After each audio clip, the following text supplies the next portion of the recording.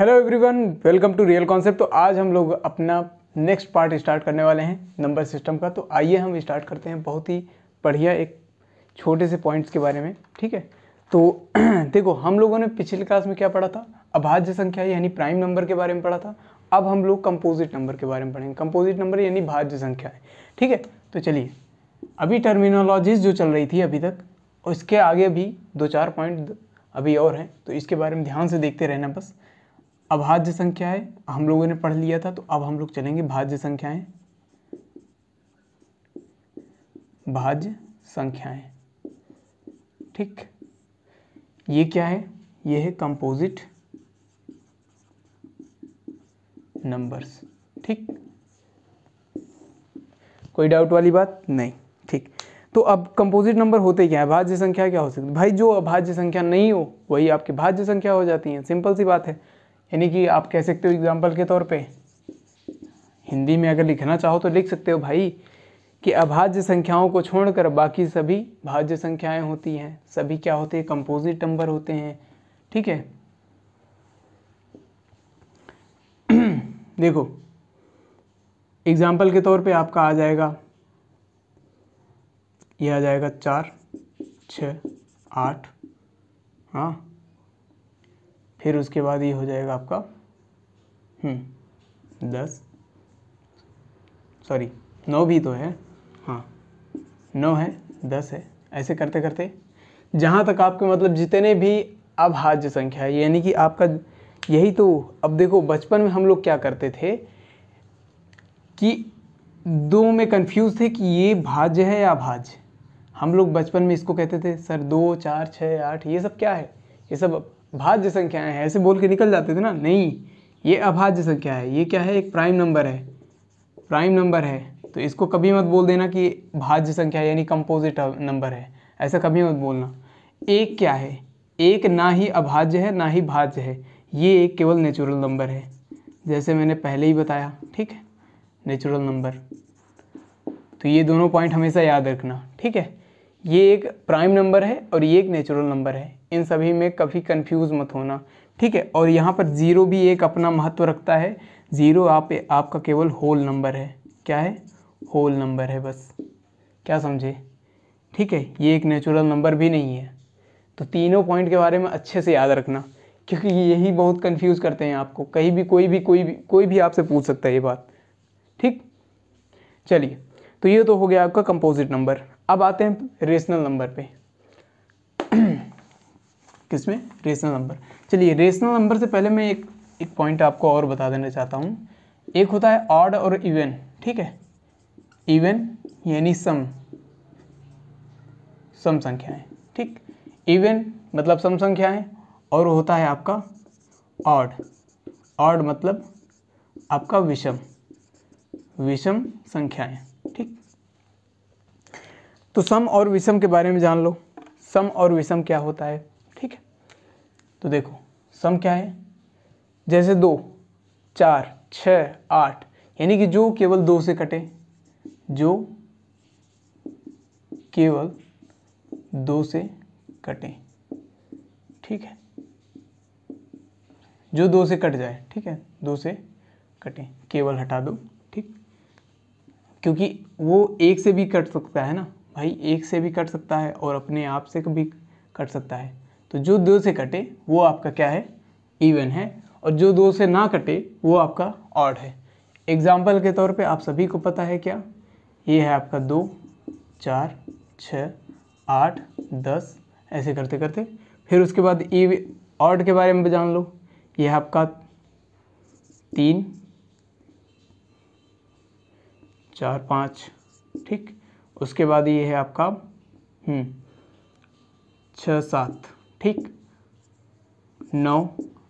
इस तरीके से आप लोग बढ़ते चले जा सकते हो। ठीक है, 10 भी 2 से कटेगा, फिर 11 आपका नहीं कटेगा। ठीक है, 12 आप कटेगा, 13 नहीं कटेगा, फिर उसके बाद 14 कटेगा, फिर उसके बाद आपका 15 नहीं कटेगा। ठीक है, 16 कट जाएगा, 17 नहीं कटेगा, 18 कटेगा, 19 नहीं कटेगा, 20 कट जाएगा, 21 नहीं कटेगा। ठीक, इस तरीके से आप लोग बढ़ते चले जाओ। ठीक है, समझ में आया? ये तो हो गया आपका ऑड और इवन। कोई डाउट वाली बात मेरे ख्याल से नहीं होनी चाहिए। तो अब आते हैं हम लोग रेशनल नंबर पे। किस पे? Rational number. इसे कहते हैं परिमेय संख्या। परिमेय संख्या सभी जानते हो कि इन सभी पॉइंट्स पे क्या क्या होते हैं, ठीक है। बस यही है कि इनका यूज़ और इनके बारे में थोड़ी सी जानकारी अगर हो तो आप लोग इनसे कभी घबराओगे नहीं, ठीक है। तो देखो परिमेय संख्या बेसिकली होता क्या है, ध्यान से सुनना। जो p/q के फॉर्म में हो, जो इंटीजर, ठीक है, वे इंटीजर जो वे इंटीजर यानी कि वे पूर्णांक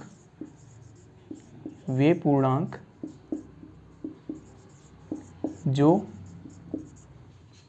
p/q के, ठीक है, p/q के फॉर्म में हो, ठीक,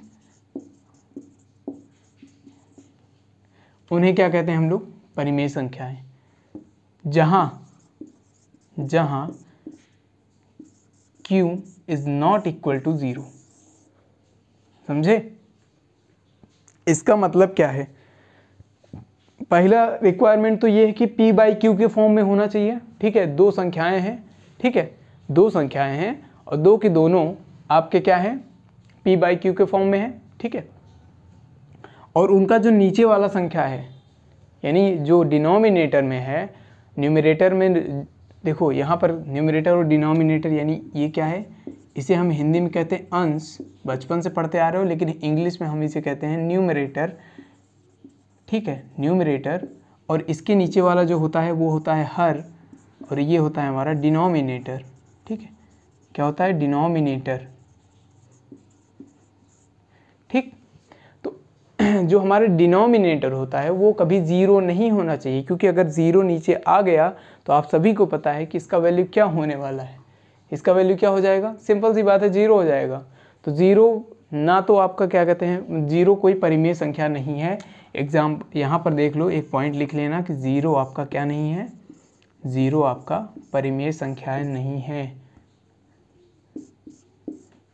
ये परिमेय संख्या नहीं है, हमेशा याद रखना, ठीक है। ये परिमेय संख्या नहीं है, ना ही अपरिमेय है। क्या समझे? ना ही परिमेय है ना ही अपरिमेय है। पॉइंट हमेशा याद रखना ये वाला, कि जो आपका ज़ीरो है वो परिमेय संख्या नहीं है। चलिए, समझ में आया?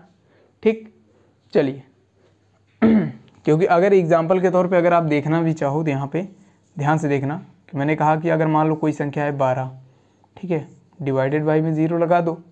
अगर कहना चाह रहे हो कि नहीं सर नीचे लगा के एक बार देखो तो सही, देखो परिमेय संख्या में दिख रहा है, कैसे कैसे भाई 0 आ जाएगा, ठीक, समझ में आया? अब देखो सर, अगर इसको उल्टा कर दे तो, इसका अगर हमने अपोजिट कर दिया, रेसिप्रोकल कर दिया, उल्टा कर दिया, तो क्या होगा सर? 0/12, इसका वैल्यू क्या आ जाएगा? 0 में सभी जानते हो कि 0 में अगर किसी संख्या से भाग देते हो तो आपका आंसर क्या आ जाएगा? इनफाइनाइट आएगा। सिंपल सी बात है, इनफाइनाइट आएगा यानी अनंत आएगा, यानी असीमित आएगा। तो इसका मतलब है कि ये आपका एक परिमेय संख्या हो सकता है, क्योंकि इसका वैल्यू क्या आने वाला है? कोई डिफाइंडेड तो है नहीं, अनडिफाइंडेड है, ठीक है। तो इसका मतलब है कि ये परिमेय संख्या कहलाएगा और ये परिमेय संख्या नहीं है। सिंपल सी बात है, 0 कोई परिमेय संख्या नहीं है। समझ गए ना? ठीक, गुड। चलिए आगे बढ़ें। अब इसके बारे में कुछ पॉइंट्स और भी हैं, इसको ध्यान से देखना, ठीक है। कोई डाउट वाली बात हो तो आप बेझिझक आप लोग कमेंट कर सकते हो, बता सकते हो क्या कोई दिक्कत हो तो, ठीक है। देखिए, अगर हम बात करें इनके पॉइंट्स पे कि every integer is a rational number, क्या है? Every integer is a rational number. इसका मतलब क्या है सर? प्रत्येक इंटीजर, प्रत्येक पूर्णांक आपका क्या हो सकता है? क्या है? Rational number. भाई अगर इसको हिंदी में लिखो, प्रत्येक पूर्णांक परिमेय संख्या होता है, परिमेय संख्या होता है। ठीक, अब ऐसे ही मैं दूसरा पॉइंट लिखना चाहूँगा। दूसरा पॉइंट क्या है? Every fraction is a rational number, यानी कि किसी भी फ्रैक्शन मतलब जो भाग वाला होता है, जैसे डिवाइडेड बाय, जैसे आपने यहाँ देखो p/q के फॉर्म में होता है फ्रैक्शन हमेशा। ये क्या है? कोई भी मतलब भाग देने वाला मैटर हो, कोई भी p/q के फॉर्म में हो, वो सब का सब आपका क्या हो जाएगा? हाँ, क्या? Rational number. ठीक है, तो एवरी मतलब कह सकते हो कि अगर रेशनल नंबर पॉजिटिव है, ठीक है, अगर रेशनल नंबर पॉजिटिव है तो वो 0 से बड़ा होगा, सिंपल सी बात है। अगर रेशनल नंबर नेगेटिव है तो वो 0 से छोटा होगा। ये भी नेक्स्ट पॉइंट था, कोई दिक्कत वाली बात नहीं, लिख सकते हो आप, सीधे सीधे लिख सकते हो। Every positive rational number is greater than 0। Next point, every negative rational number is less than 0। ठीक, कोई दिक्कत वाली बात नहीं। अब यहाँ पर मेन पॉइंट वाली बात क्या है? सर हमें कैसे पता चलेगा कि ये रेशनल नंबर है? कैसे पता चलेगा? तो उसके लिए फाइंड आउट करना पड़ता है, उसके लिए मैं मेथड बताने वाला हूँ, ध्यान से सुनना। तो यहाँ पे जो पॉइंट आपको मैं बताने वाला हूँ इसके बारे में ध्यान से सुनते रहना, और इसको मैं लिखूँगा, ठीक है? तो आप लोग भी साथ के साथ लिखते चलना। तो देखिए, how to find rational number, यानी कि कैसे हम ये डिफाइन कर सकते हैं कि ये रेशनल नंबर हैं। तो सबसे पहला पॉइंट है, इसमें ध्यान से देखना, इसके मैं 2 पॉइंट लिखवाऊंगा कि इसके 2 पॉइंट्स बनते हैं, ठीक है? पहला बात कि ये जब टर्मिनेट होता है, यानी कि डेसिमल के बाद जब वो टर्मिनेट हो जाए। दूसरा कि जब डेसिमल के बाद वो नॉन टर्मिनेटिंग रहे, यानी कि एक तो है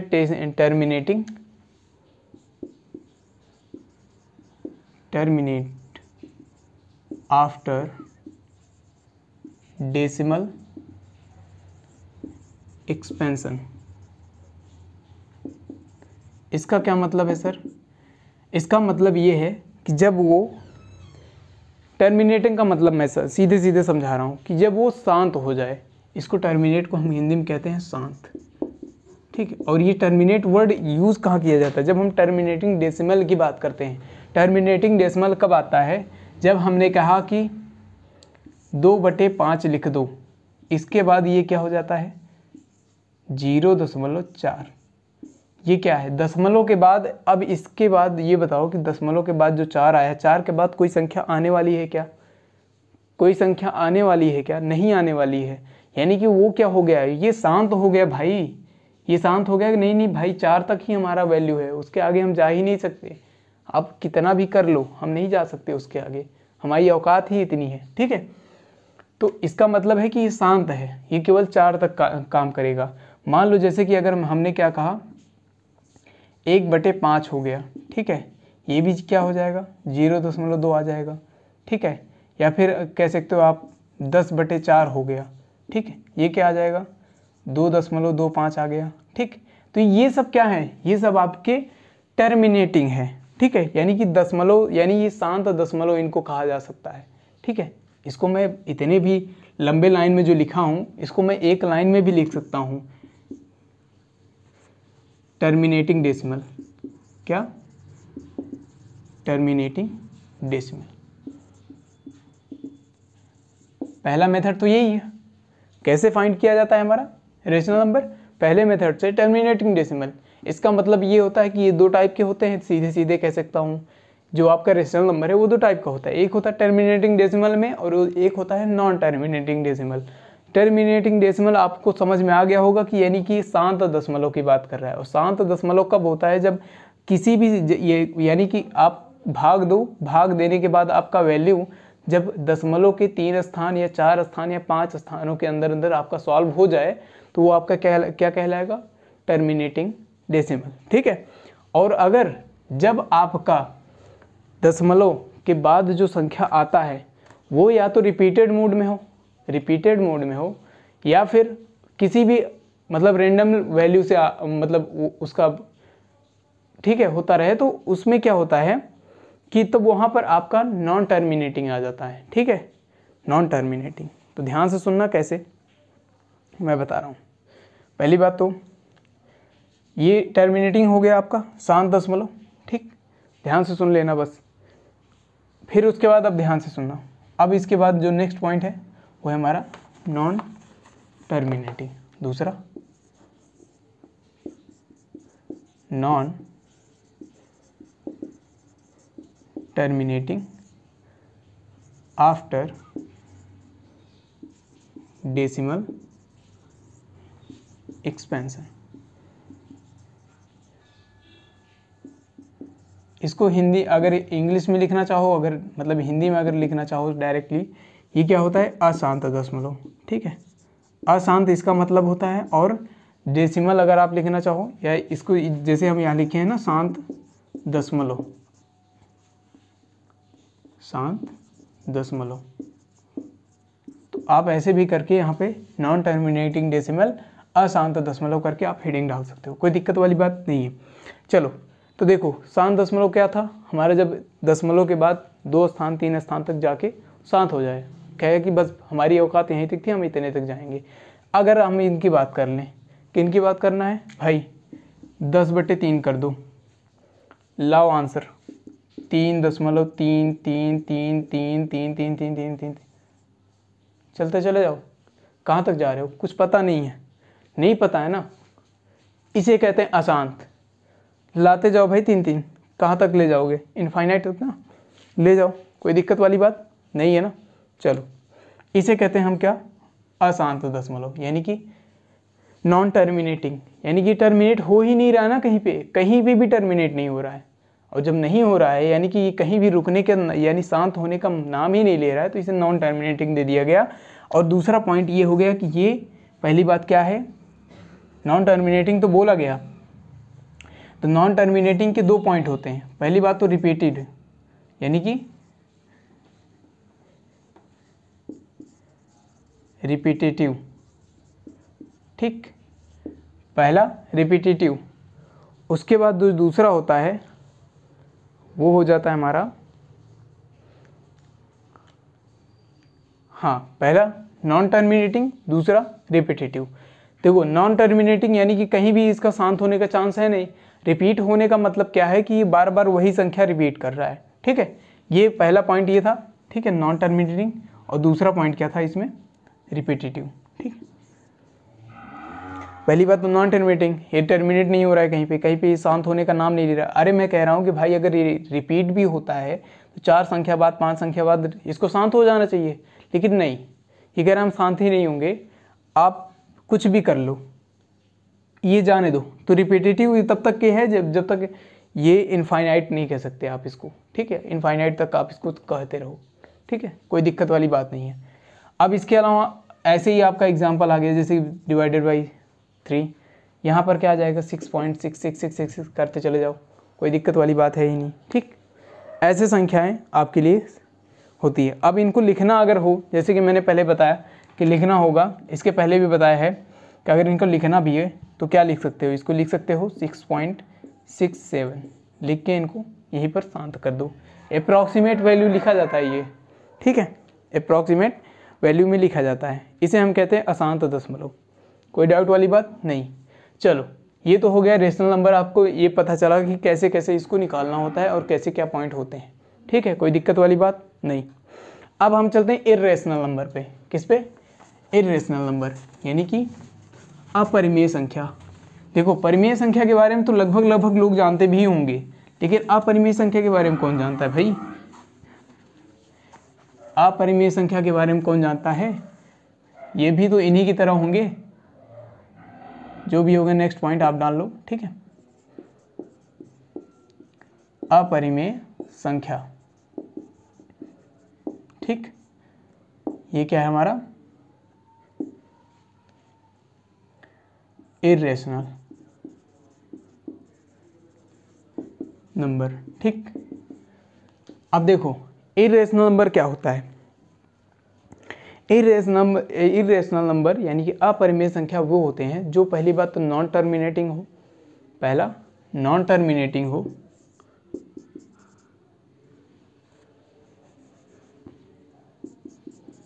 नॉन टर्मिनेटिंग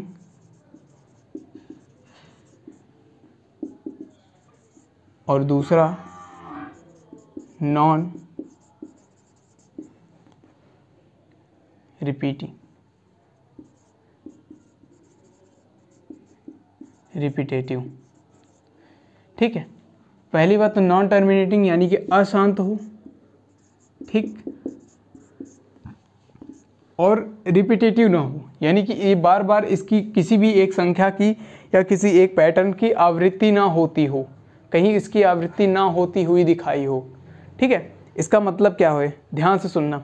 ये बताओ पाई का वैल्यू क्या होगा। एग्जाम्पल के तौर पे मैंने पाई लिया है, पाई जानते हो ना, पाई यानी कि 22/7, और 22/7 का हम वैल्यू बेसिकली हम लोग लेके चलते हैं 3.14, यही लेके चलते हैं ना।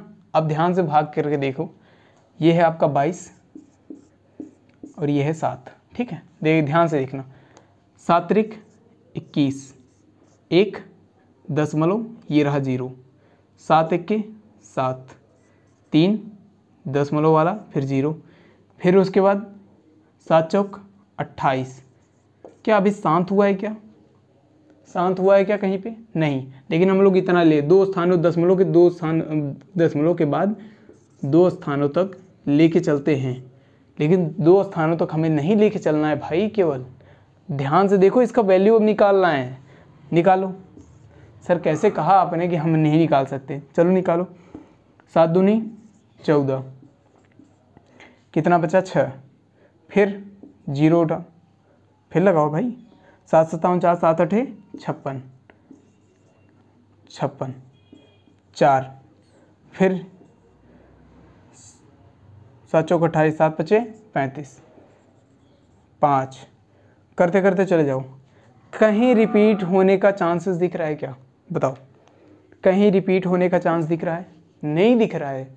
आप करते चले जाओ, पूरा भर डालो, कोई दिक्कत वाली बात नहीं, लेकिन कहीं चांस दिख रहा है क्या? नहीं दिख रहा है भाई। 3 1 4 2 8 5 कुछ भी आएगा, कोई रैंडम वैल्यू आ जाएगा, लेकिन कभी आपको रिपीट होते हुए नहीं दिखेगा। समझ रहे हो ना? तो इसीलिए इसके 2 पॉइंट्स बनते हैं। पहली बात नॉन टर्मिनेटिंग, पहली बात तो ये शांत नहीं होगा, दूसरी बात कि ये रिपीटेटिव होगा, नॉन रिपीटेटिव होगा, यानी कि ये इसकी किसी भी संख्या की बार बार आवृत्ति नहीं होगी या किसी पैटर्न की बार बार आवृत्ति नहीं होगी, यानी कि वो बार बार नहीं आएगा आपके सामने। ठीक है, ऐसे ही आपका कोई रूट का वैल्यू हो, एग्जाम्पल के तौर पे ही मैं बात कर रहा हूँ, रूट का वैल्यू जितने भी होते हैं, जैसे √2 ले लो, √3 ले लो, √5 ले लो, √7 ले लो, ये सब क्या हैं? ये सब आपके इर्रेशनल नंबर है। ये क्या है? इर्रेशनल नंबर है। आप कभी भी चेक कर लेना। एग्जाम्पल मैं आपको होमवर्क दे दे रहा हूँ कि 2 3 5 7 इन सभी का आप करते चले जाओ। अगर कहीं आपको आपने इसको शांत करा दिया, यानी कि आपने इसको क्या किया, टर्मिनेट कर दिया, या फिर कहीं आपको रिपीट होते हुए दिख गया, तो बताना हमें। ठीक है, आप इसको ट्राई करना एक बार अच्छे से, कोई दिक्कत वाली बात। अब ध्यान से देखना कि अब इसमें एक पॉइंट मैं लिखने वाला हूँ। यदि इन्हीं इर्रेशनल नंबर के साथ मैंने कोई भी ऑपरेशन किया, किसी भी इर्रेशनल नंबर के साथ मैंने ऑपरेशन किया, कुछ भी ऑपरेशन किया, लाइक मैंने कहा कि अगर कोई भी √2 में मैंने कहा 2 का मल्टीप्लाई कर दो, 2√2, जो भी रिजल्ट आएगा ना वो आपका इर्रेशनल आएगा। ध्यान रखना हमेशा, जो भी रिजल्ट आएगा वो आपका इर्रेशनल आएगा। तो सीधे सीधे अगर आप एक लाइन में लिखना चाहते हो, operation with irrational number, result is irrational number.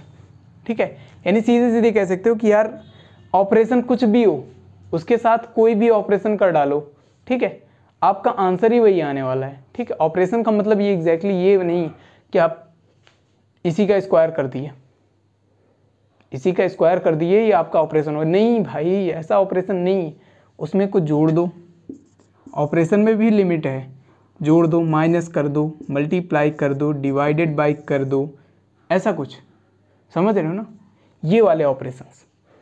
अगर इन चारों में से कुछ ऑपरेशन कर रहे हो तो इनका वैल्यू वही आने वाला है, क्या, जो आपके सामने है। ठीक है, समझ रहे हो ना, कोई दिक्कत नहीं सर। चलिए, तो ये तो हो गया आपका अपरिमेय संख्या। समझ में आया? मैंने प्रूफ करके भी दिखा दिया आपको, कोई डाउट वाली बात नहीं सर। चलो, बहुत ही बढ़िया, वेरी गुड। तो अब चलते हैं नेक्स्ट पॉइंट पे, वो है हमारा क्या, रियल नंबर। क्या समझे? रियल नंबर यानी वास्तविक संख्या। क्या हिंदी में क्या कहते हैं? वास्तविक संख्या। समझ में आया? चलो, रियल नंबर यानी कि वास्तविक संख्या होता क्या है बेसिकली भाई, एक रियल नंबर का एक लाइन होता है, ठीक है, लाइन होता है ऐसे, यहाँ से यहाँ तक, माइनस इनफाइनाइट से इनफाइनाइट तक, यहाँ कहीं ज़ीरो होगा, 1 2 3 4 करते करते वहाँ तक गया, -1 -2 -3 -4, ठीक, -4। यहाँ कहीं आपका आ जाएगा, हाँ यहाँ कहीं आ जाएगा आपका √2, यहाँ कहीं आ जाएगा आपका, मतलब यहीं आप आसपास आ जाएगा, यहाँ पर आ जाएगा आपका पाई, ठीक है, ऐसे वैल्यू आता चला जाएगा, ठीक है, इस तरीके से आपका आता चला गया। यानी कि यहाँ से ये आपका जो लाइन है, ये वास्तविक संख्या की एक लाइन है। किसकी? वास्तविक संख्याओं की एक लाइन है। यानी कि वास्तविक संख्या होता क्या है बेसिकली, वास्तविक संख्या क्या होता है, देखो, रियल नंबर, अब ध्यान से देखना, real number is equal to rational number plus irrational number. क्या? Irrational number. क्या समझे? ये आपका क्या है, रियल नंबर। यानी वास्तविक संख्या क्या होती है बेसिकली, परिमेय संख्या तथा अपरिमेय संख्या के योग को, या फिर योग क्या कह सकते हो, उन्हीं के साथ में जितनी भी संख्याएं आती हैं उनमें, ठीक है, उनमें जितनी भी संख्याएं आती हैं सभी के सभी आपका क्या होते हैं, सभी मिला दो। समझ रहे हो? ऐसे मान लो एक डब्बा में ले लो आपका रियल नंबर, और एक में ले लो, सॉरी, एक डब्बा में आप ले लो क्या कहते हैं, अपरिमेय नंबर, और एक आप ले लो परिमेय संख्या, ठीक है, अपरिमेय और परिमेय, दोनों को एक दूसरे तीसरे डब्बे में डाल दो, वो तीसरा डब्बा आपका रियल नंबर हो जाएगा। समझ रहे हो ना? बस इसमें ज़्यादा समझने वाली बात नहीं है, बहुत ही बेसिक से चल रहा हूँ मैं, ठीक है। टेंशन में अगर कोई बात हो तो बता देना कि सर ऐसा भी है क्या। चलो अगर हम कह देते हैं कि अगर मान लो कोई दो संख्या है, और ए और बी, मैं इसको थोड़ा सा, चलो इधर लाओ, देखो, मैंने कहा if A and B are real numbers, क्या है, रियल नंबर्स हैं, ठीक है। तो अब ध्यान से देखना कि रियल नंबर्स हैं, तो इनमें then A greater than B, second, ये है आपका first, second A less than B, and third A equal to B, A equal to B, ठीक। ये जो ऑपरेशंस हैं, ये जो ऑपरेशंस आपको दिख रहे हैं, यानी कि अगर ए और बी रियल नंबर हैं, a greater than b, a smaller than B, and a equal to b, तो ये जो मेथड, ये जो नियम है ना, ये आपका किसका नियम कहलाएगा, दिस नियम, यानी दिस लॉ इज कॉल्ड, किसका नियम, एक सेकेंड, हाँ, कॉल्ड,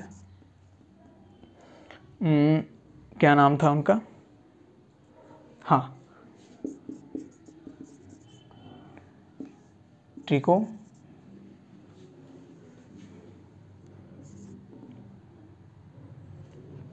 ट्रिकोटॉमी, हाँ टॉमी, ट्रिकोटॉमी, ये इनका नियम, एक मतलब साइंटिस्ट थे, इन्होंने ये नियम कहा कि दोनों संख्या देखो a और b दोनों रियल नंबर हैं, a छोटा हो सकता है b से, a बड़ा हो सकता है b से, और a बराबर भी हो सकता है b के, ठीक है।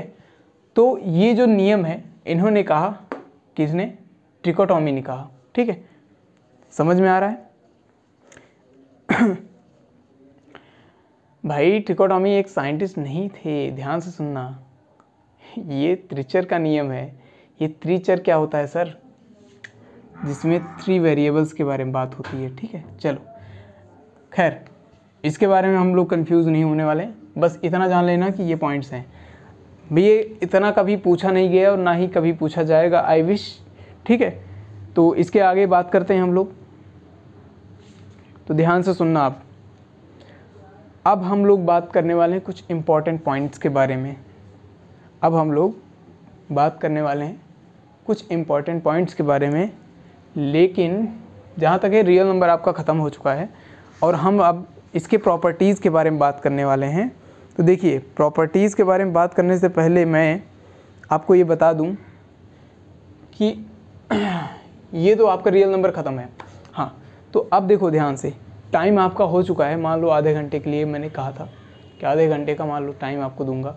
उसके बाद अब ने जितनी भी मैं टॉपिक्स दूंगा वो नेक्स्ट क्लास में होंगी और बहुत ही इंपॉर्टेंट होने वाली हैं लगातार। अब अगर आपको नहीं कुछ पता तो अब लगातार बने रहना, ठीक है, क्योंकि अब यहाँ से आपके लेवल के क्वेश्चंस आने वाले हैं, क्वेश्चंस नहीं तो लेकिन आपके लिए ज़रूरी चीज़ें आने वाली हैं। अभी तक जितनी बेसिक चल रही थी वो सारी की सारी आपके लिए बहुत ही बेसिक थी, आप लोग ऑलरेडी पढ़ के आए थे, लेकिन अब इसको मिस मत करना, ठीक है। इसको मिस करोगे तो आप गर्त में जाओगे, यानी कि आप समझ रहे हो ना, अपने लेवल से बहुत नीचे जाओगे, ठीक है। तो मिलते हैं नेक्स्ट क्लास में। Thank you very much and take care.